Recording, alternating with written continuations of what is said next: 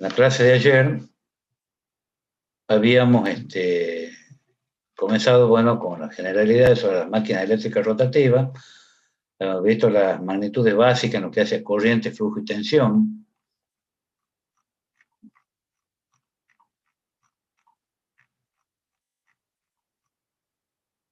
Las leyes físicas básicas, es decir, fuerzas electrodinámicas, la divergencia de la inducción, la ley de Ampere,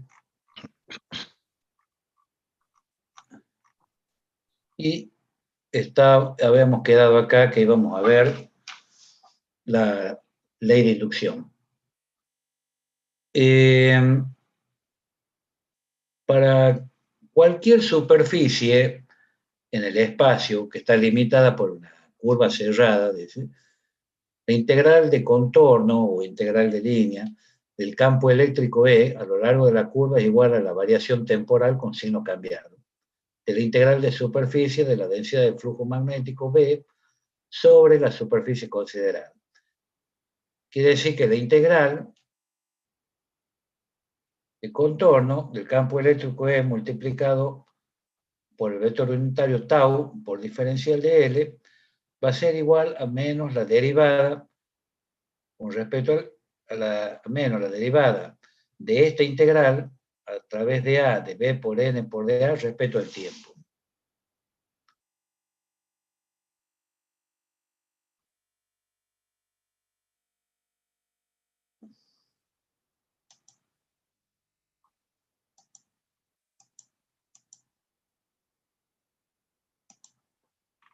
Entonces, como antes, puede ponerse que la integral de contorno de E por dL es igual entonces a menos la derivada respecto al tiempo de la integral doble a través de A de B por dA. Si nosotros hacemos que el flujo, que esta integral doble no es otra cosa que el flujo se va a tener menos la derivada del flujo respecto al tiempo, es decir, que si phi es igual a la integral doble a través de A de B por dA, donde phi es el flujo magnético a través de esa superficie, va a resultar, entonces, por ley de inducción, que la integral de contorno o integral de línea de E por dL del campo eléctrico por diferencia de longitud, ambos vectores, va a ser igual a menos la derivada del flujo respecto al tiempo. En la práctica, dice, es importante el caso de una bobina con varias espiras. También en este caso se puede considerar una superficie del espacio limitada por las espiras, donde el flujo total va a estar dado por la suma de todos los flujos parciales encerrados por cada espira. Quiere decir que el flujo sí, que el flujo total, va a ser la suma de los flujos parciales en cada espira de esa bobina, es decir, φ1 más φ2 más φ3, etcétera, etcétera, más φ sub n, y todo esto lo puedo simbolizar que es igual a la sumatoria de muy igual a 1 hasta muy igual a n de los φ sub mu flujo. Ahora, en el caso particular en que cada espira concatene de alguna manera el mismo flujo, va a valer que el flujo total concatenado, llamémosle así, sí va a ser igual a n veces el flujo phi, o sea, n veces los flujos parciales. Así que todos esos flujos parciales son iguales, obviamente. El flujo sí se denomina en general flujo de bobina o flujo concatenado. Esta integral de línea, integral o de contorno, de E por dL a lo largo del camino cerrado, es lo que se denomina tensión de contorno. También se le llama tensión inducida, o también suele llamarse fuerza electromotriz FEM, o FEM, y que se simboliza con una letra E minúscula, donde la forma más general de la ley de inducción va a estar dada por esta fórmula que dice que la tensión inducida va a ser igual a menos la derivada de psi respecto del tiempo, o sea, del flujo total concatenado respecto al tiempo. Claro, lo que pasa es que ustedes a lo mejor están acostumbrados a ver que dice que E igual a menos N de phi de T. O sea, de phi de T el flujo en cada espira y N el número de espiras. Entonces, haciendo N por d phi, nos queda d psi, o sea, menos la derivada del flujo total respecto al tiempo. O sea que la variación del flujo concatenado se puede deber a dos cuestiones. A variación temporal únicamente del flujo, que sería el caso del transformador. Ustedes ven que en el transformador ustedes aplican una tensión a la bobina del primario, por ejemplo, y se induce en esa bobina, o sea, comienza a circular una corriente, esa corriente da origen a un flujo, y la variación temporal únicamente de ese flujo da origen a una tensión que se induce en la bobina primaria, por ejemplo. El menos, profesor, lo pone por la ley de Lenz. Claro, claro, o sea, porque se opone a la causa que la produce. Pero también puede haber tensión inducida por movimiento o deformación de espiras. El caso más general que puede presentarse en las máquinas eléctricas, la concatenación, va a ser función tanto del tiempo como de la posición de la bobina. O sea que acá, en las máquinas eléctricas rotativas, vamos a tener una función de esta naturaleza. O sea, el flujo va a variar en el tiempo y va a variar en el espacio. En cambio, en el transformador únicamente teníamos que sí es igual a f de t nada más.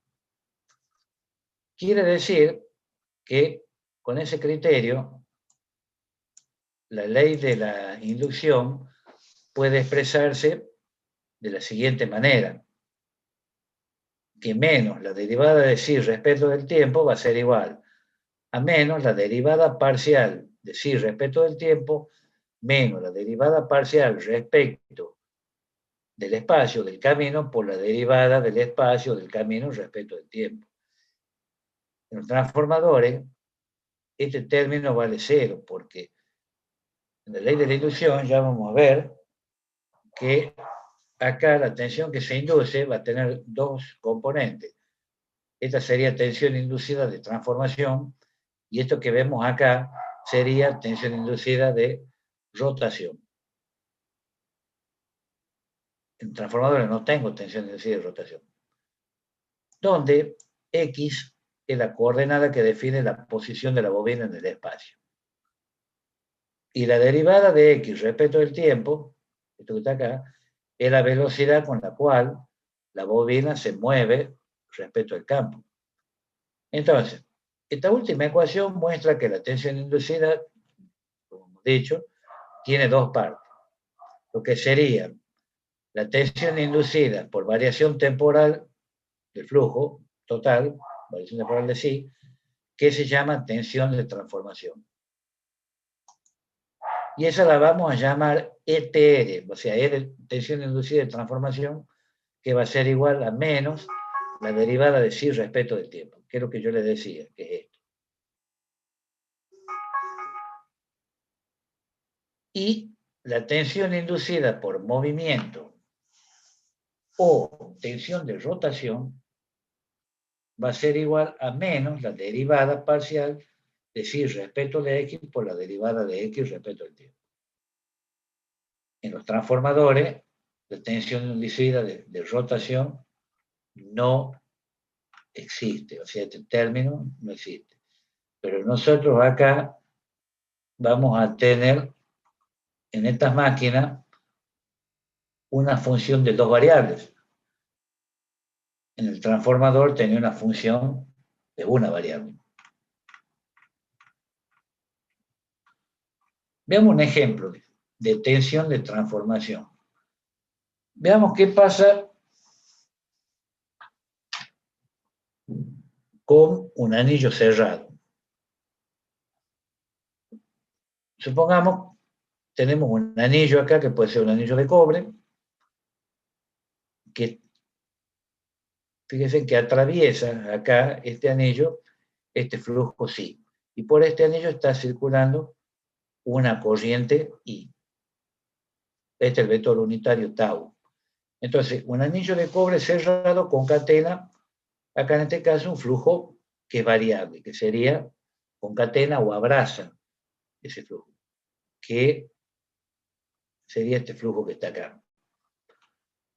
Entonces, como consecuencia de la variación de flujo concatenado, va a aparecer un campo eléctrico en el anillo. Un campo eléctrico E. Y de acuerdo con la ley de Ohm, con la densidad de corriente sigma, la podríamos escribir de esta manera, que sigma es igual a kappa por E, donde kappa es la conductividad del cobre. Conductividad es la inversa de la resistividad ρ. Siendo sigma, suponiendo que sigma vector es perpendicular en cualquier punto a esa sección A del anillo, y supongamos que sea constante la sección esa, vamos a tener que la corriente I, un segundito, por favor. Estoy dando clase, no te llamar. Hola.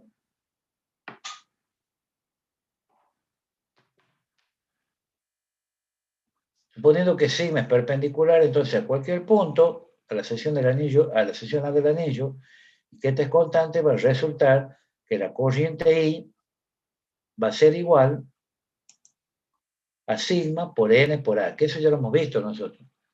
De tal modo que si despejamos de acá la densidad de corriente sigma, me va a quedar que es igual a n por I sobre A, por el simple pasaje del término.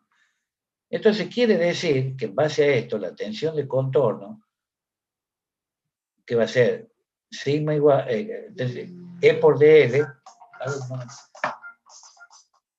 hola, estoy yendo clase, después te...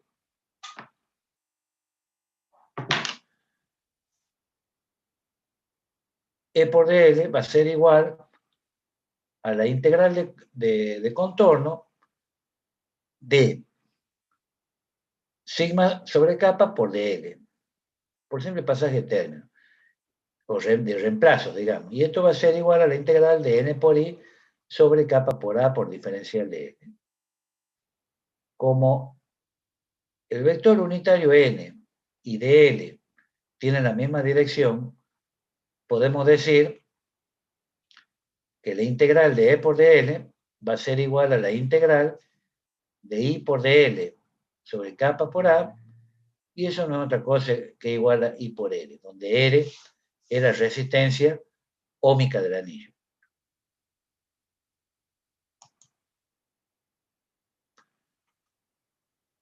Tomando para la corriente, entonces, el sentido de referencia opuesto, si que tomamos el sentido de referencia opuesto, nos va a quedar que la integral de E por dl es menos I por L. Y se ve que tomando como referencia para la corriente I y el flujo phi, sentidos relativos, que formen un sistema de rosca derecha, va a resultar que I por R, en este caso, va a ser igual a menos la derivada del flujo respecto al tiempo. Veamos qué pasa si, eso es el caso del anillo cerrado. Veamos qué pasa si el anillo está abierto. O sea, tengo el mismo anillo de cobre, acá tengo un espacio de aire, acá tengo, considero esto una superficie 1, una superficie 2, acá atraviesa, digamos, este anillo concatena, este flujo phi, y acá vamos a tener una tensión entre estos dos puntos. Si ese anillo de cobre, suponiendo el caso, está abierto, no va a aparecer ninguna corriente del régimen estacionario. Es decir, sigma igual a 0. ¿Por qué no va a haber corriente? Porque acá el circuito está interrumpido. O sea, no hay circulación de corriente. Si no hay corriente, obviamente no va a haber campo eléctrico en el conductor. Entonces, quiere decir que en este caso, la integral de línea por el conductor entre los puntos 1 y 2 va a ser igual a 0. O sea, la integral entre 1 y 2 del campo eléctrico en el cobre por dl es igual a 0.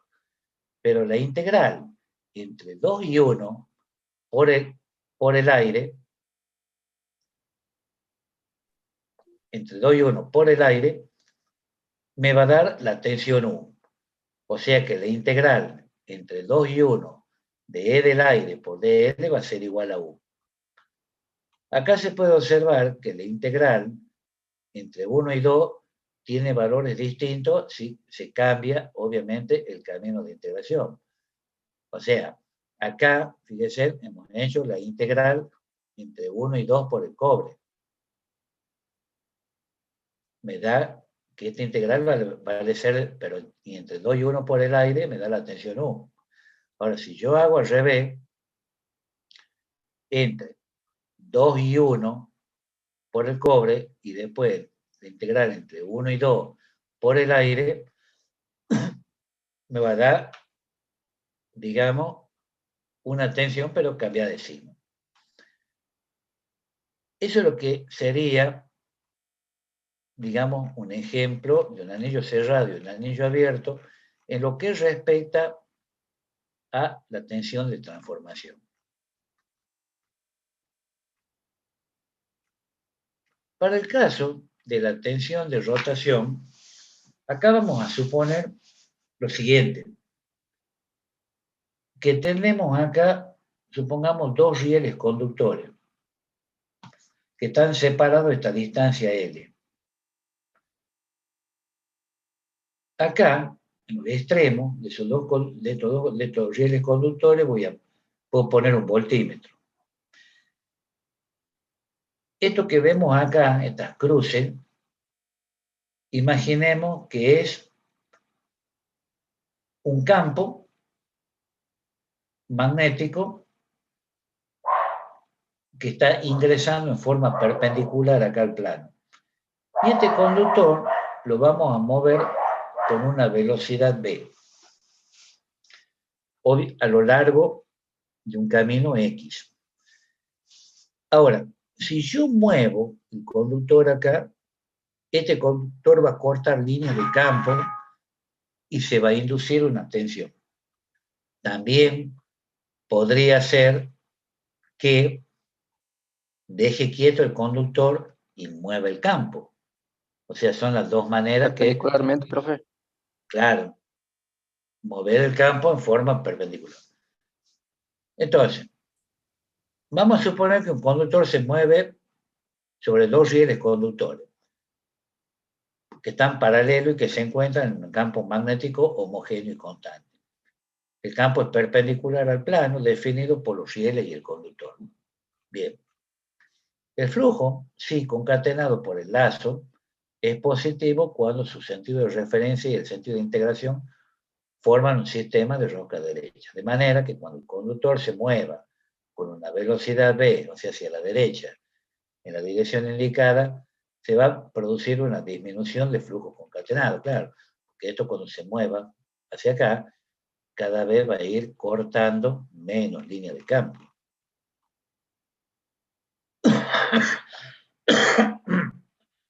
Quiere decir que el diferencial de psi, de flujo, va a ser igual a menos v por L por dx.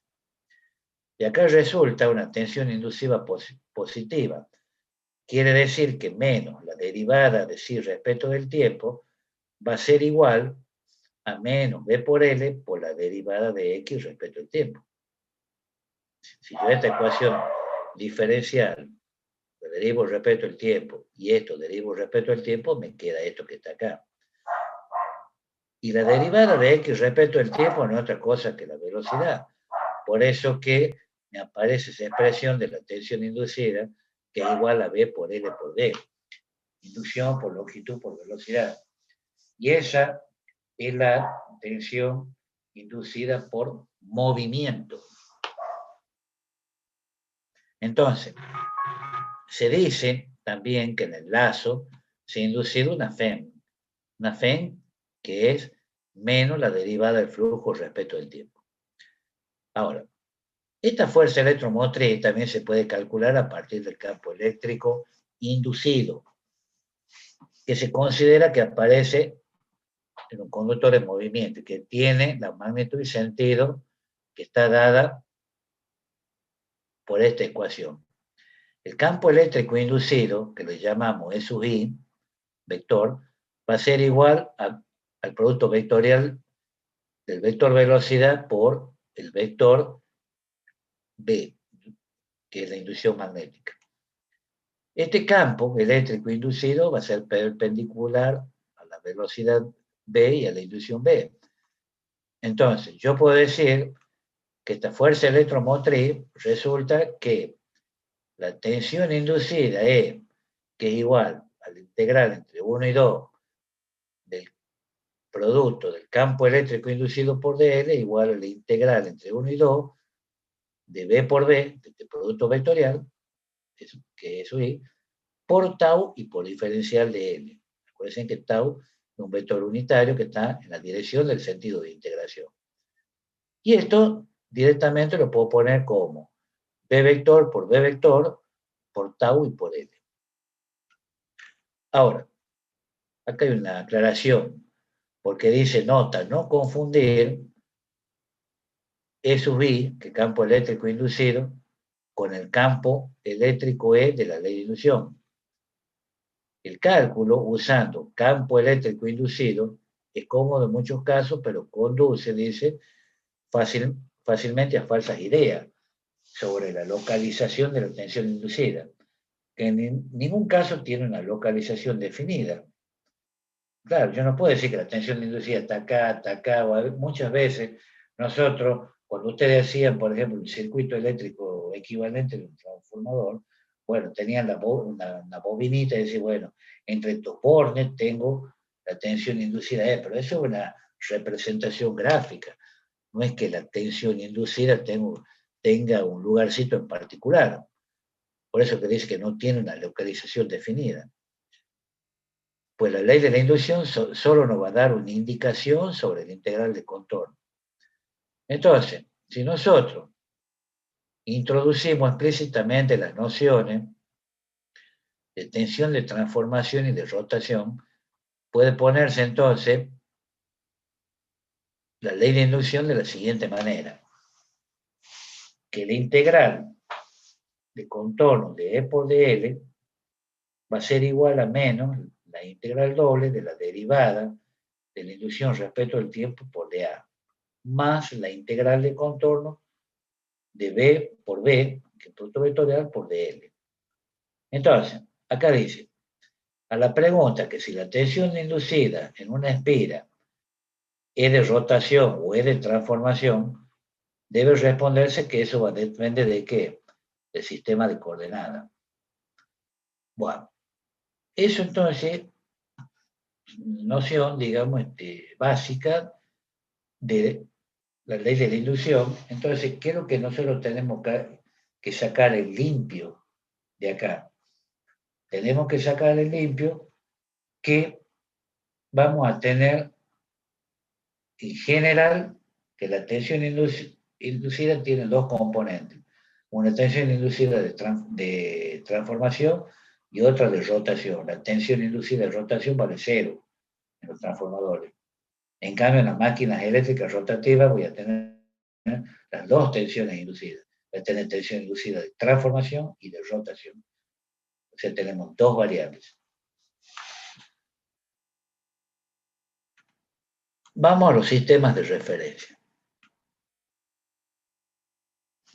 Ahora, si nosotros representamos acá de alguna manera un bipolo, ya sea pasivo o activo, o sea, este bipolo, esto puede ser de forma genérica, este cuadrado y este otro cuadrado, un bloque, pues un circuito cualquiera.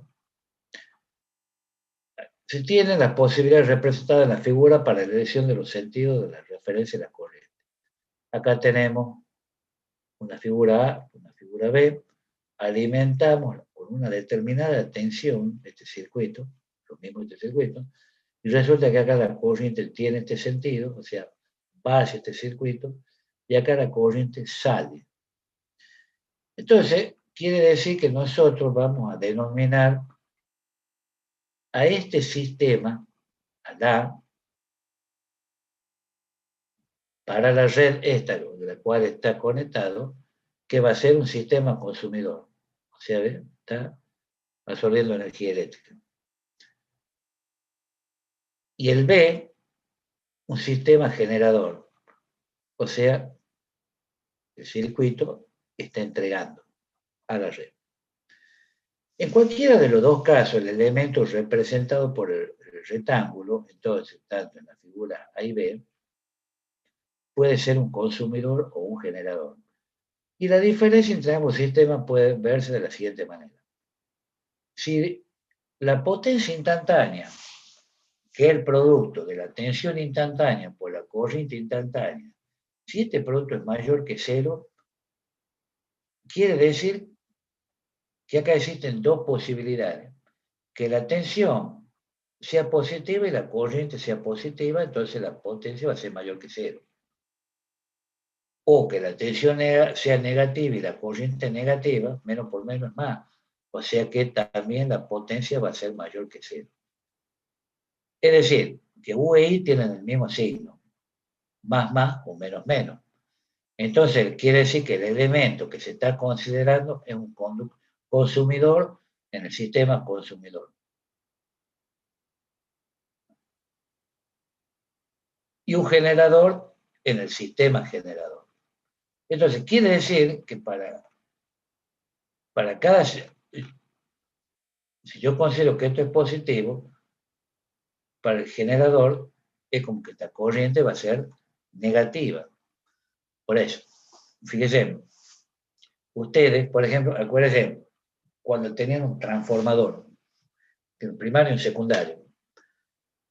El primario, hagamos de cuenta que este es el primario del transformador. Ustedes le aplicaban una tensión que le llamaban U1,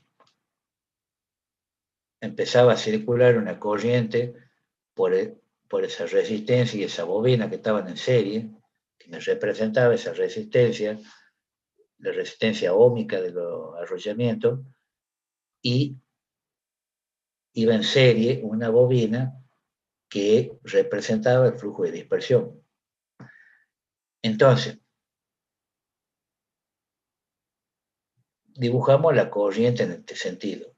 Entonces, quiere decir que el transformador en el primario está trabajando con sistema consumidor. Por eso que dibujamos de alguna manera todo lo que es primario. Acuérdense que estaba prácticamente en el primer y segundo cuadrante, magnitud positiva. En el secundario del transformador, ¿qué pasaba? Yo podía trabajar con sistema consumidor o sistema generador. Eso dependía si el diagrama fasorial del secundario me daba hacia abajo, que normalmente estaba ubicado en el tercer cuadrante o cuarto, o a veces dibujábamos el diagrama fasorial, porque se iba, depende si estaba en el tercero o en el cuarto, si tenía carga inductiva o capacitiva, el transformador. Pero también lo podemos llevar al primer y segundo cuadrante, o sea, rebatirlo. Por eso, normalmente nosotros, ¿qué dibujamos? El secundario. Supongo que este es el secundario del transformador. Está mandando una corriente hacia la carga, o sea, la carga está solicitando una corriente. O sea que el secundario está obrando como fuente, o sea, como si fuese un generador. Entonces,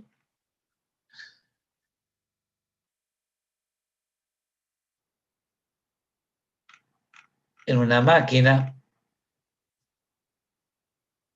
sincrónica, toda máquina eléctrica rotativa, como ven nosotros, pueden trabajar como motor o como generador.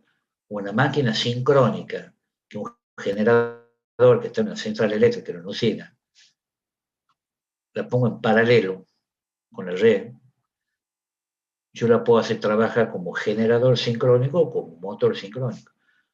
Pero como generador sincrónico, yo estoy entregando, o sea, voy a trabajar con el sistema generador. Entonces estoy entregando una corriente al sistema. Si esta corriente era positiva, esta corriente va a ser negativa. Entonces, después vamos a ver, cuando veamos los diagramas fasoriales de las máquinas eléctricas rotativas, vamos a hacer referencia a esta clase, a esta unidad, en donde me aparece la corriente en un sentido, digamos, opuesto a lo que yo estoy acostumbrado. En cambio, si trabaja como motor sincrónico, está tomando energía de la red, entonces va a tener corriente positiva, por ejemplo. Entonces, acá se ha hecho un análisis de un circuito eléctrico simple, fíjense que tiene una resistencia, el mismo circuito acá, pero hay una diferencia. Este es el sistema, vamos a hacer un análisis acá de lo que sería sistema consumidor y acá un análisis de lo que sería el sistema generador. Fíjense, acá tenemos en este circuito que tiene una resistencia, simplemente le aplicamos una tensión U y supongamos que tengo una corriente I en este sentido. Y acá tengo el vector unitario tau, en el mismo sentido, digamos, de la corriente. ¿Qué pasa acá?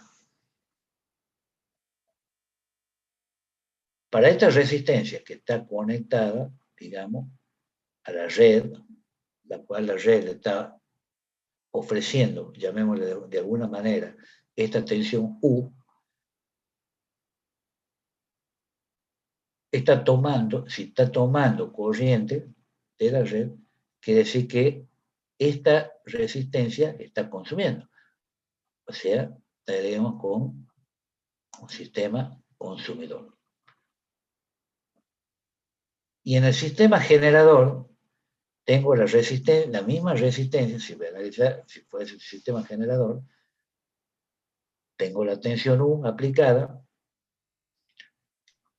el vector unitario tau tiene el mismo sentido que la corriente, pero fíjense en que la corriente acá está en sentido opuesto a lo que está, o sea, es como que el circuito está entregando corriente de alguna manera a la red. O sea que este circuito estaría trabajando como generador, que sería el sistema generador. Entonces, nosotros decimos que la integral de contorno de E por dl, o sea, el campo eléctrico por diferencia de longitud, es menos la derivada del flujo respecto al tiempo. Acá también, la integral de E por dl es menos la derivada del flujo respecto al tiempo. Pero ¿qué pasa? Si nosotros aplicamos la segunda ley de Kirchhoff acá, a esta malla, supongamos que acá sea más menos, y acá es más menos, la ponemos en los por más, en los por menos, por convención, y la analizamos, supongamos, en este sentido, vamos a tener I por R, siempre entra por mano en la resistencia, I por R va a ser positiva, pero acá, si tengo más menos, sería menos U igual a 0. O sea que la tensión U, si yo despejo de acá, no es otra cosa igual a I por L, que sería la tensión que tengo acá, la tensión que tengo en la resistencia. Ahora, acá tengo positivo y acá tengo negativo. Y acá, si le doy este sentido de la corriente, entra por más y sale por menos. Quiere decir que I por L, que va a ser positivo, porque entra por más, sale por menos, más, y esto era más menos, más U, es igual a 0.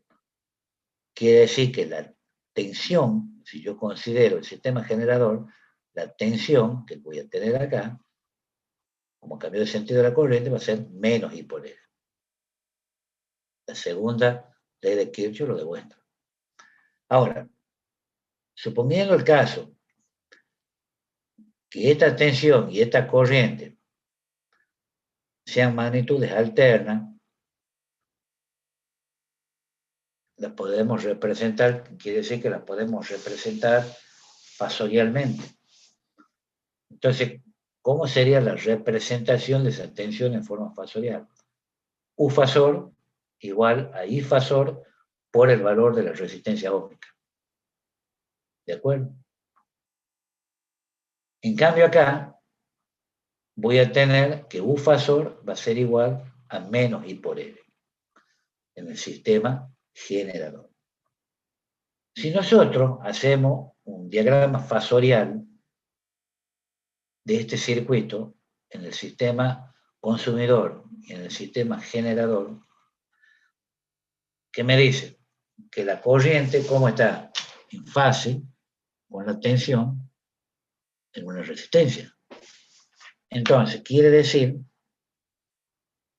que para este diagrama, para el diagrama fasorial para el sistema generador, voy a tener la tensión U y la corriente I en fase y ambos vectores o ambos fasores en el mismo sentido.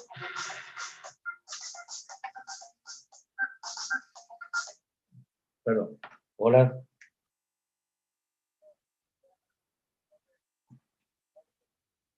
Estoy dando clase. Cuando me desocupe, háblame por favor a las 11. 11:15. ¿No? Dale. Dale. Un alumno. Bueno, y en el sistema generador, fíjense en ustedes,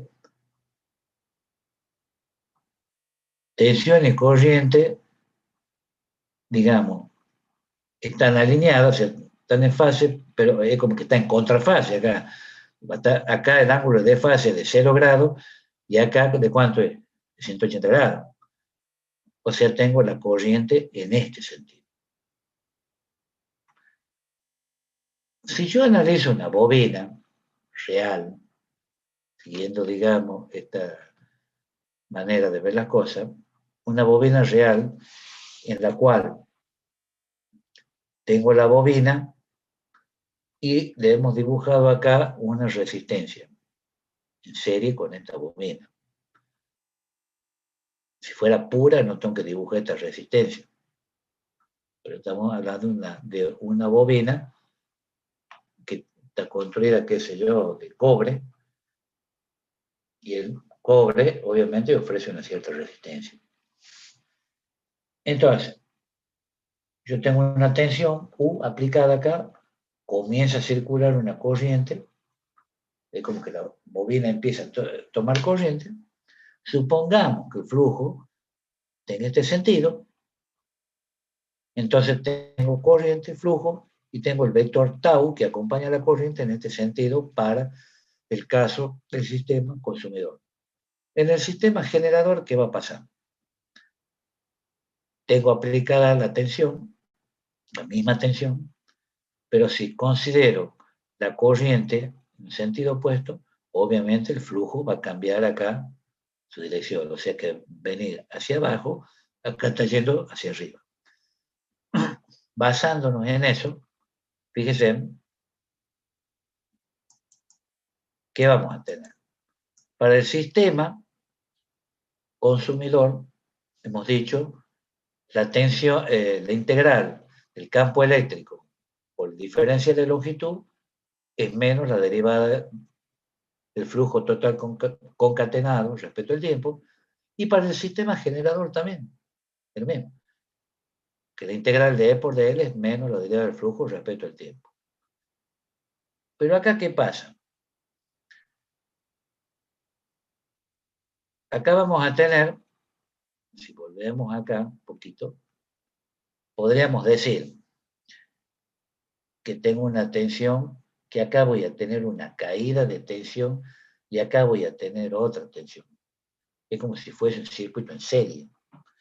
Entonces, aplicando también la segunda ley de Kirchhoff, acá me va a quedar que I por R menos U debe ser igual a menos la derivada del flujo respecto al tiempo. Y acá, en el sistema generador, I por R más U menos la derivada del flujo respecto al tiempo. Si nosotros despejamos de acá, la tensión U nos va a quedar que es igual a I por R más la derivada de flujo respecto al tiempo. Es como decir que acá tengo una caída I por R y acá tengo la tensión inducida. Perdón.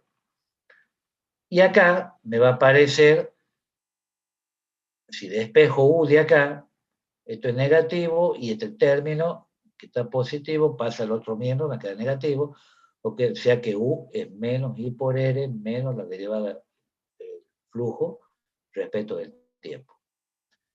Bien.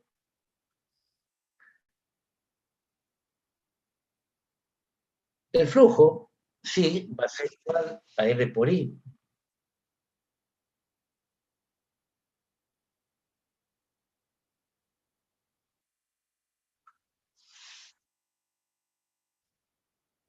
O sea, claro, estoy considerando, más que caída interna, estoy considerando, porque vos tenés una bobina en el sistema, vos tenés una bobina.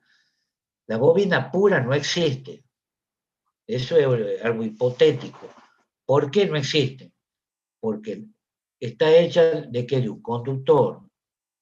La bobina pura, un conductor de cobre, la bobina pura significa que ese conductor de cobre tiene resistencia óhmica igual a ¿cuánto? A cero. Y eso es algo hipotético, porque por muy bueno que sea el cobre, siempre va a tener una, o sea, el cobre tiene un determinado ρ, que es la resistividad. Acuérdense que R es ρ por L sobre S. O sea, el coeficiente, o sea, la resistencia, acuérdense, es directamente proporcional a la longitud e inversamente proporcional a la sección. Eso lo dice Ohm. Ahora, la constante de proporcionalidad, esa, que es característica para cada material, se llama resistividad o resistencia específica. Y esa con resistividad o resistencia específica tiene un valor para el cobre, otro valor para el aluminio.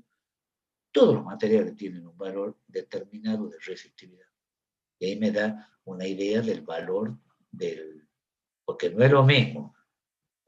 Yo voy a tener, supongamos, un conductor de una determinada longitud y de la misma sección y te pongo ese elemento de cobre, aluminio, acero inoxidable o plástico, madera, todo eso, todo elemento, la naturaleza, toda sustancia tiene un valor de resistividad, como también tiene un valor de permeabilidad magnética, que son valores característicos de los materiales. Bueno, acá pasa lo mismo. Entonces, ese valor de resistencia que va a estar en esa bobina, esa parte resistiva es como que va a tener una caída de tensión resistiva y lo demás va a ser una caída, llamémosle, reactiva. Entonces, el tema acá, esto que ustedes ven acá, es un modelo, porque nosotros, en ingeniería eléctrica, ustedes tienen que convencerse de algo. Todos nos manejamos en base a modelos. Por eso dice circuito eléctrico equivalente de tal cosa. O sea, equivalente. O sea, el fenómeno físico lo dibujo o lo interpreto de esta manera. Por eso que hay gente que no le gusta la electricidad o no le simpatiza porque hay que tener desarrollado un poco lo que se denomina la capacidad de abstracción en el cerebro, porque no se ve la tensión, no se ve la corriente, no se ve la resistencia, no es que yo he conectado en serie un elemento o un resistor en serie con esa bobina, no, es una representación. Por eso que nosotros en ingeniería eléctrica necesitamos de los modelos y necesitamos expresar de alguna manera todos esos fenómenos físicos que andan dando vuelta con la matemática. No nos queda otra. No es como en mecánica que yo veo una pieza determinada de un determinado material. Bueno, te va a decir, sí, el peso específico no se lo ve, obvio, pero yo estoy viendo el material, estoy viendo que tiene una determinada longitud, estoy viendo que tiene una determinada sección, y si se me ocurre mecanizarlo de alguna manera, lo instalaré en una máquina apropiada, suponiendo un torno, quiero hacer un roscado, se lo hago, lo mido, veo, lo palpo, pero acá en ingeniería eléctrica no puedo hacer eso. Entonces, sí o sí, tengo que recurrir, digamos, a este tipo de cuestiones. ¿Sí? ¿Que alguien preguntaba algo? Sí, profe Marcelino. Entonces, en el sistema generador, esa caída de tensión sería la caída de tensión de la bobina, del bobinado, ¿Cuál o sea, calle de el extensión? cobre. Ahí por él. Sí, el sistema generador. Y que sabes que, escuchar, pongamos de acuerdo. Vos agarrás, le aplicó una tensión, supongamos, a la bobina, y le pones un voltímetro acá a la bobina, porque la bobina esto no va a tener, es la bobina, en la práctica. Vos Sí, medís tantos voltios. Vos no estás midiendo esto y esto por separado. No sé si me entendés. Si, sí, si yo te digo, che, conectame un voltímetro, pero únicamente quiero que me mida la resistencia de la bobina. ¿Se puede? Eso no se puede. No se puede medir eso.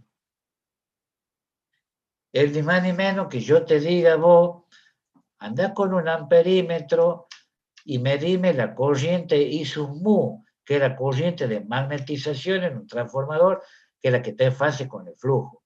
¿Podés medirla? No, porque es una componente Es una corriente de matemáticas. que se llama corriente de vacío. La sí. única manera de determinarla es analíticamente, no queda otra. Pero por eso, acá aparecen una serie de cuestiones, como te digo, en electricidad, que nos tenemos que manejar con modelo. Sí, esa bobina, no puedo yo hablar de caída interna en la bobina. ¿Qué es eso de caída interna en la bobina? No. Yo voy a la bobina, le aplico una tensión, circula una corriente, gracias a esa corriente, voy a acordarte que hace circula una corriente por un conductor y aparece un campo magnético que se supone, porque nadie lo ha visto, yo no creo que nadie de los acá presentes haya visto un campo magnético, yo nunca en mi vida he visto un campo magnético. La única manifestación que puedo haber visto alguna vez cuando se hace esa experiencia, que se pone un imán abajo y se pone limadura de hierro y empieza a jugar con eso y puedo hacer varias figuritas, varias formas. Pero es más que ver el campo magnético en una máquina o cuando te va a hacer una tomografía computada, un ejemplo, o una resonancia magnética. ¿Qué bueno, una resonancia magnética, vos lo ves al campo? No, te meten ahí en esa bobina y ves que, bueno, es un diagnóstico obviamente por imágenes, pero el campo magnético no lo veo, no se ve.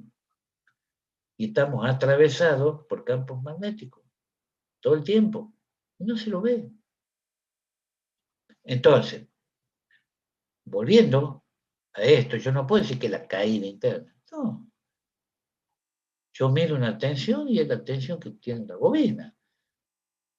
Sí, se induce. Eso lo demostró Faraday, que se induce una tensión en la bobina. Pero yo no puedo decir, no, acá la tensión que se induce es tanto, la resistencia óhmica es tal, no, eso lo puedo hacer por cálculo. Porque ¿qué hace? ¿Cuál es la experiencia que hace el compañero Faraday? Él descubre que moviendo un conductor y que empiece a cortar línea de campo, como visto en el dibujito ese que veíamos al principio, y vos le pone un instrumento él le pone un instrumento y observaba que ese instrumento se le movía la aguja. Epa, ¿qué pasa acá? Resulta que dejaba de moverlo el conductor y ¿qué hacía el instrumento? Chum, cero. No había variación. Lo movía de nuevo, se movía por un lado. Lo movía en sentido contrario, se movía la aguja por otro lado. Entonces, ¿qué dice? Bueno, acá hay algo, acá hay una tensión. Y él le llama tensión inducida. Después se le da forma matemática, todo, pero es el descubrimiento que él hace. ¿Y qué dice Faraday? Evidentemente, acá hay un fenómeno. Prueba el amigo Faraday con corriente continua y se le arma un flor de cortocircuito. ¿Por qué se le arma un flor de cortocircuito? Porque en corriente continua en la bobina es un corto. Entonces, y pone alterna y no se le producía un cortocircuito. La bobina quieta. Entonces, ¿qué deduce el tipo de ahí? Tiene que haber una variación en el tiempo para que no pase nada. Entonces, el tipo anotaba aparte. Después descubre un compañero Faraday moviendo el conductor. Epa, tengo un fenómeno de tensión también. Moviendo el conductor, lo dejo quieto, no pasa nada. Lo muevo para el otro lado. Después, ¿qué hace? Bueno, veamos qué pasa. Dejemos quieto el conductor y movamos el campo. Y se ponga, empieza a moverlo el campo. Epa, y también pasa lo mismo. Entonces, ¿cuál es la conclusión que se saca? Que para tener una tensión inducida, tengo que tener variación temporal de flujo. O sea, tengo que tener y para tener variación temporal de flujo, tengo que tener una variación temporal de corriente. Y para tener una variación temporal de corriente, quiere decir que la tensión aplicada tiene que tener una variación temporal. Entonces, ¿qué deduce? Bueno, esto tengo que alimentar con alterno. Ahora, si yo estoy encaprichado con la continua y tengo que estar como tonto ahí más o menos cambiándole la polaridad para que no me hagan un corto, como es más rápida la corriente que nosotros, entonces es por circuito. Ahora, todos esos descubrimientos que lo hizo en un laboratorio, le tiene que dar obviamente una forma matemática. Porque uno cuando descubre algo, eso es investigación, cuando uno descubre algo, dice, bueno, a ver, ¿qué modelo matemático, cómo hago para poder entender esto? ¿O de qué elementos me nutro yo de la matemática para... Claro, porque yo, sí, ¿qué dice que E igual a menos n de phi de t? Bueno, sí, eso es libros, todo lado. Bueno, pero es una expresión recurrido a la derivada, que me simboliza una variación en el tiempo de algo. Por ejemplo, en este caso, recurrido a esa herramienta matemática. Entonces,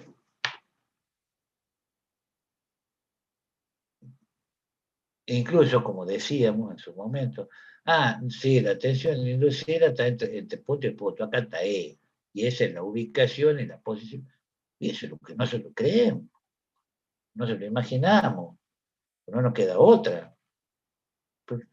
¿Y quién te dice que la tensión esté por acá, o acá, o más? ¿Qué sé yo? Ahí está. No se puede decir que tiene una ubicación determinada ahí. Entonces, por eso que uno se sirve de alguna manera de todo esto. Y si no fuese por Faraday, que son personas iluminadas, si nos ponemos a ver. ¿Por qué digo esto? Porque si él no hubiese descubierto eso, no existirían los transformadores, no existirían las máquinas eléctricas rotativas, y no existiría prácticamente la ingeniería eléctrica tal cual está concebida. Por eso yo siempre digo lo siguiente, y ustedes razonan también de la siguiente manera. Los fenómenos físicos no cambian. Lo que dijo Faraday o lo que descubrió se va a seguir aplicando en los transformadores y en las máquinas eléctricas rotativas. No voy a hablar de energía fotovoltaica ni nada por esa otra historia, pero si no hubiese sido por él, estaba en el horno. Entonces, Ingeniero, una pregunta. Ahí usted decía la fórmula esta bueno, que tiene la tensión de transformación más la tensión de rotación. En el caso del transformador solamente tiene tensión de transformación. claro, porque En el no tengo caso, de sí, movimiento. Y en claro, la máquina eléctrica, en el caso de un reactor, que es una bobina sola, digamos, no transforma nada. tenés tensión de transformación también. O sea, una tensión inducida va a tener. Ah, O sea, claro. claro, lo que pasa es que va a ser transformador, sí, hay una máquina eléctrica que se llama transformador, que pasa de una tensión a otra o de una corriente a otra, ¿no es cierto? Dependiendo de la cantidad de espiras. Pero en el caso que vos me estás planteando, que un reactor tiene tensión de transformación, porque una máquina eléctrica es estática. En cambio, en la máquina eléctrica rotativa, se te van a inducir tensiones, pero aparecen tensiones inducidas de transformación y de rotación. Te pongo un ejemplo. Vos tenés un motor asincrónico, trifásico. Esos motores trabajan, bueno, el rotor en cortocircuito. Rotor jaula de ardillo, si es rotor bobinado, también va a trabajar con cortocircuito, nada más que puede acceder al circuito rotórico de forma externa. Que eso vamos a ver después para qué se usa y por qué. Pero yo motor, o sea, ¿qué hago en un motor? Yo le pongo una tensión al arrollamiento, por eso de motores de inducción, y comienza a hacer con la corriente, se establece un campo magnético, y ese campo magnético, ¿qué hace? Abraza los conductores del estator y va a abrazar obviamente los conductores del rotor. Los conductores del rotor se induce una tensión y comienza a circular una corriente por los conductores del rotor. Y si circula una corriente por los conductores del rotor que están bajo la acción de un campo magnético, según lo que hemos visto anteriormente, la regla de la mano izquierda, aparece una fuerza que multiplicada por el radio que va a tener ese rotor, eso se traduce en un momento de giro. Y el rotor mágicamente se mueve. Bueno, no es magia, se mueve. Bueno,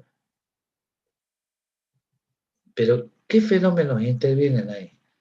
Tensión inducida de transformación, tensión inducida de rotación. Ahora, si yo lo abro el circuito rotórico, lo dejo en circuito abierto, le inyecto una tensión al estator, las líneas de campo también concatenan o abrazan los conductores del rotor. ¿Se induce una tensión en el rotor? Sí. ¿Pero se va a mover el rotor? No. ¿Por qué no se va a mover? Porque no hay corriente. Pues ya no hay circulación de corriente, profe. Claro. Y al no haber corriente, no va a haber fuerza. Y al no va a haber fuerza, no va a haber momento. Y si no hay momento, no hay movimiento. Entonces el rotor no se va a mover. Está trabajando en ese caso tan particular con el circuito rotórico abierto como un transformador.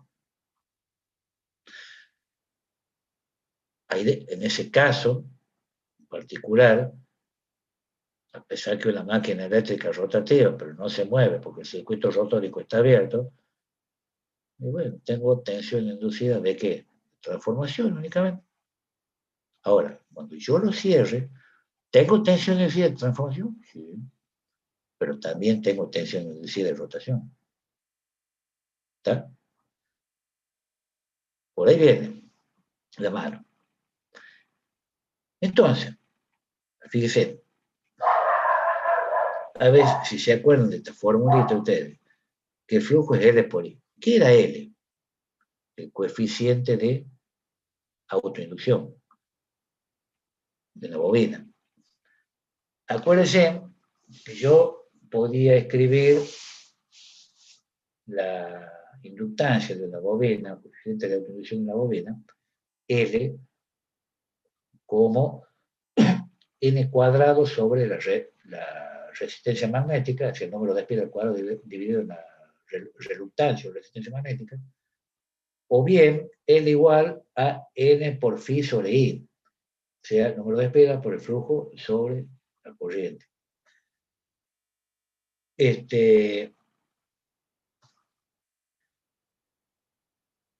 Esto es este flujo phi que aparece acá, es n, número de espiras, por el flujo de cada, ¿cómo se llama? De cada espira. Este flujo total. Si yo pongo n por phi minúscula, me va a quedar que n por phi, n por i. Entonces, si despejo n, me va a quedar n por phi sobre i. Por eso que yo el flujo total concatenado lo puedo escribir de esta manera. Psi igual a n por i, directamente. ¿Estamos? Entonces, quiere decir que si la tensión y la corriente son magnitudes alternas, ¿yo cómo puedo representar, digamos, la tensión que tengo, tanto acá, en el sistema consumidor como en el sistema generador? Puedo interpretar, es como si tuviese una caída acá y una caída acá. Lo mismo acá, tanto en un sistema como en el otro.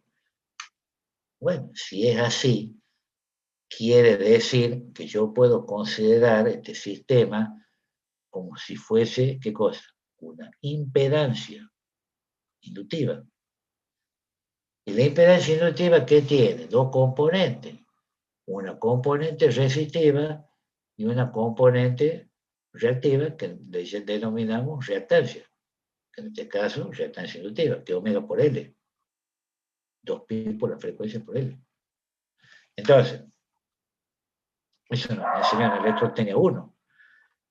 Entonces, quiere decir que esta tensión que yo tengo acá va a ser, llamémosle así, entre comillas, la caída que tengo acá más la caída que tengo acá. O sea, la caída U sub X, si quieren llamarle así, y acá la caída U sub R. U sub X más U sub R me tiene que dar tensión U. Entonces, la caída resistiva I por R, que tengo acá, fasor tensión igual a fasor corriente por resistencia. No pongo acá rayita arriba de la resistencia porque no es fasor, una magnitud fasorial de la resistencia. Ahora, este producto sí, porque esto es una constante. Un vector por una constante me va a dar otro vector. Y ahora acá sería más J Bueno, tengo el operador J, número complejo, JXL. Bueno, pero XL aquí va, omega L. O sea que esto lo puedo poner como omega por L por I. Bueno, acá lo he puesto L por omega por I. ¿Y qué? Y fasor. Entonces, si nosotros hacemos un diagrama fasorial de esto, ojo, yo puedo trazar el plano complejo, eje real, eje imaginario, pero yo, como bien dice, son fasores, lo puedo dibujar en una posición o en otra. Lo que no va a diferir, porque toda, tanto tensión como corriente están a la misma frecuencia, no va a diferir el ángulo que va a ver acá. Lo solemos llamar ángulo phi, el ángulo de desfase entre tensión y corriente. Entonces, en el sistema generador, tengo, supongamos, la tensión que está desfasada con cierto ángulo phi con respecto a esta corriente I. Eso en general. Ahora, yo me quiero hacer el exquisito y desglosar esta cuestión. Digo que voy a tener una caída resistiva que va a estar en fase con esa corriente y una caída reactiva que va a estar adelantada a 90 grados con respecto a esa corriente. Que es como que le hubiese puesto acá yo, a esa caída. Que yo puedo hacer un traslado acá y sumar I por R más este fasor. Que este fasor es esto que está acá, JL por omega I. Que la suma de I por R más esto me tiene que dar 1. Perfecto. Todos felices y contentos. Ahora, si yo considero el sistema generador, esta corriente que está acá en fase con esta caída I por R, o podríamos decir desfasada phi grado con respecto a la tensión U, fíjense ustedes que en el sistema generador está hacia acá. O sea, esta corriente es como que si esta era positiva, esta va a ser menos I. Entonces, la dibujamos en este sentido. ¿Cuál es el ángulo de desfasaje entonces para el sistema generador? Es un ángulo, obviamente, es todo este ángulo que tenemos ahí. Por lo tanto, si esta corriente era positiva, bueno, no le hemos puesto el signo acá, para acá va a ser menos I, correcto, se ha puesto menos I.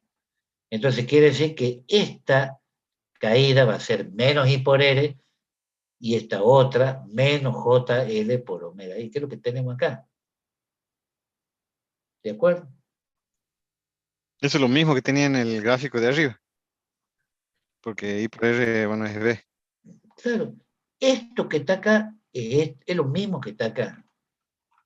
Y esto que está acá es lo mismo que está acá. Nada más, ellos como que yo te digo, bueno, te doy determinado circuito eléctrico, RLC, como vos quieras hacer, y paralelo, todo, un libro así nomás, y te bueno, hacer diagrama fasorial. Bueno, ahí nomás, vos lo haces así como está ahí a la izquierda. Bueno, porque está acostumbrado a usar el sistema consumidor. Pero si yo soy dañino y te digo, no, hágamelo con el sistema generador, ahí nomás te meto la goma de una, o no. Todo depende de qué sistema yo adopte. Por eso, que muchas veces, cuando se arman lío, ustedes, cuando estudian máquinas eléctricas 1 y hacen el diagrama fasorial del transformador. Sí, todo muy bonito en el primario. El secundario lo hacen para abajo o se lo hace para abajo por comodidad, porque si hago, porque estoy usando, hemos dicho, ¿qué sistema? El sistema generador. Pero si yo me encapricho que quiero todo sistema consumidor, tengo que hacerlo para arriba. Entonces, todo depende del sistema de referencia que yo use. ¿Está? Bueno, y acá hay algunas cositas, dice elementos puros, en el plano de Gauss, tanto para sistema generador como para el sistema consumidor, así elementos puros, ¿ves? Si tengo una bobina, si tengo un condensador, cómo va a quedar un sistema o en el otro. Por eso dice acá que en la literatura se encuentran ambos sistemas, y en el caso particular del transformador, ¿ves? Se usa a veces el sistema consumidor en el primario y el sistema generador en el secundario, es lo que yo le comentaba hace unos instantes. Y lo que sigue, dice, si no se dice expresamente lo contrario, ¿qué vamos a suponer? Que vamos a usar siempre el sistema consumidor. La dirección de integración entonces va a coincidir con el sentido de referencia de la corriente y el sentido de referencia del flujo magnético y la dirección de integración van a formar, obviamente, tienen que formar un tornillo de rosca derecha. Bueno, eso que nosotros ya le voy a incorporar después en el aula virtual un material de estudio que de la Universidad de Cantabria, España, que la escribe un doctor en ingeniería, que es Rodríguez Pozueta, el apellido, que están todos estos conceptos que están escritos ahí explicados también en ese apunte, que lo van a poder ver en profundidad. Por eso que yo lo he llamado a esa parte un anexo, o sea que vendría a ser una lectura complementaria para poder, digamos, cerrar de alguna manera todo esto que se ha visto. Lo que nosotros tendríamos que ver a continuación, que eso lo vamos a ver en la próxima clase, va a ser las bases de la conversión electromecánica de la energía, que es lo que tenemos acá. Bueno, ahí ya tengo, aparte del apunte que está ahí en el aula virtual, esto, en PDF. No se preocupen que ya vamos a ver, tengo todo en PowerPoint. Porque tenemos que analizar qué condiciones se tienen que dar en una máquina eléctrica rotativa para que exista conversión electromecánica de la energía. Tenemos que analizar el concepto de inductancia de una bobina. Vamos a tener, como dice acá, una bobina 1 y una bobina 2. Esto puede ser un estator, esto puede ser un rotor. La inductancia de la bobina 1, la inductancia de la bobina 2 y la inductancia mutua entre ambas bobinas, de la 1 con respecto a la 2 o de la 2 respecto a la 1. Y vamos a ver en base a las inductancias esas propias y las mutuas, cuáles son las condiciones que se tienen que dar para que, supongamos, este elemento que está acá se traslade, supongamos, hacia la derecha. O cuando no se va a trasladar. ¿Qué pasa con las inductancias? Y el tema de la inductancia, que ya lo vamos a ver después, ustedes están acostumbrados a ver que la bobina tiene un coeficiente de autoinducción L. En realidad, L mayúscula. Nosotros vamos a trabajar con un coeficiente de autoinducción L minúscula. ¿Por qué? Porque los valores con mayúscula son valores fijos o constantes, y los valores con minúscula en ingeniería eléctrica son valores instantáneos. Y acá se va a dar el caso, ya vamos a ver, que vamos a tener inductividades o coeficientes de autoinducciones instantáneos. ¿Por qué? Porque si nosotros decimos que el coeficiente de autoinducción es directamente proporcional al número de espiras al cuadrado, inversamente proporcional a la resistencia magnética, o directamente proporcional a la permeancia, que es la inversa de la resistencia magnética o reluctancia, la permeancia, no es lo mismo una máquina con entrehierro constante que una máquina que tenga entrehierro no constante. Cuando no es constante, quiere decir que es de polo saliente. O sea que la resistencia magnética o la permeancia es variable en ese caso. Entonces yo no puedo hablar de inductancia o de inductividades cuando tengo un entrehierro variable. No puedo hablar de inductancia o inductividades constantes, son variables. Y eso es lo que nosotros tenemos que analizar para ambas situaciones. O sea, si la máquina es de polo saliente, si la máquina es con entrehierro constante, ¿cómo viene la mano? Y cuáles son las condiciones que se tienen que cumplir para que haya conversión electromecánica de la energía. Una vez que tengamos claro, digamos, esa situación, ya nos podemos meter a analizar otras cuestiones.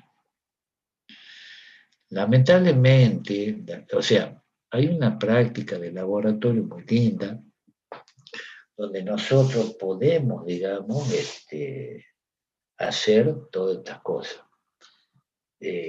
Demostrar en distintos tipos de máquinas cuándo va a haber conversión electromecánica de energía y cuándo no. O sea que todo esto que uno lo ve acá analíticamente, es bueno verlo en vivo y en directo. Decía, tengo razón, voy haciendo esto, todo. Se puede demostrar eso. Lamentablemente no, por el momento no lo podemos hacer, no sé qué irá a pasar segundo cuatrimestre, si que nos permiten acceder al laboratorio, las clases van a seguir siendo virtuales.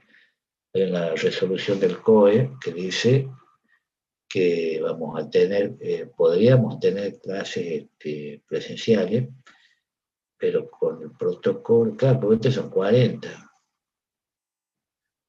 Ajá, ¿y cuánta práctica tengo que hacer de trabajo práctico supongamos? Y bueno, lo sumo, tener aquí 5 alumnos. O sea, habrá aquí 8 veces al laboratorio para hacer un práctico. Y si es que no lo permiten. La resolución que quedó el COE dice siempre y cuando las cosas sigan bien, como hasta ahora. Claro, porque cuando sacó la resolución del COE, había 110, 120 casos de COVID por día. ¿Cuánto estamos llegando? 500. Así que, ¿qué podemos, con la segunda cepa y toda la historia eso, que viene del Amazonas, viene de Brasil, viene de Inglaterra, Sudáfrica, de todo lugar?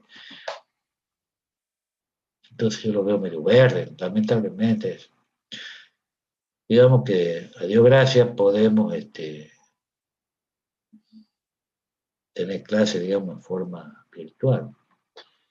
Vamos a ver cómo podemos hacer demostraciones o cosas así, con video o algo por el estilo, porque lamentablemente no podemos ir a la facultad. Está cerrada la facultad en ese sentido. O sea, la facultad está abierta, mesa de entrada, y con horario reducido trabajan algunos empleados no docentes seccionarlo distintas dependencias, pero nada más. Yo el otro día he ido a ingeniería eléctrica, busco los papeles y me dan ganas de llorar. Parece esas películas de ciencia ficción del futuro que aparece todo desolado, así, bueno. Claro, imagínate, te cerró todo eso un año. Me dice, bueno, pero ¿cómo no limpian? Bueno, pero también el gremio no docente tiene su peso y dice, no, bueno, van a ir 2 empleados. Y se van a turnar. Y dos empleados no, lamentablemente no pueden limpiar toda la universidad, se mantiene limpio ahí adelante, nada más, personal de limpieza. Así que lo demás es para el día que se limpie eso, no sé, va a ser toda la historia, capa de tierra y de barro, con lluvia dentro agua, y de materia fecal del perro y de todo, el perrito, vaya, perrito ese que está ahí a la entrada. Bueno, ya el día que habiliten, que pase todo este peligro, habrá que, los empleados tendrán que hacer una muy buena limpieza para poder hacer uso de la instalación. Bueno, jóvenes, la clase que viene, Dios mediante, el día lunes, vamos a conversar con el tema de las bases de la conversión electromecánica de energía. Mientras tanto, ya le voy a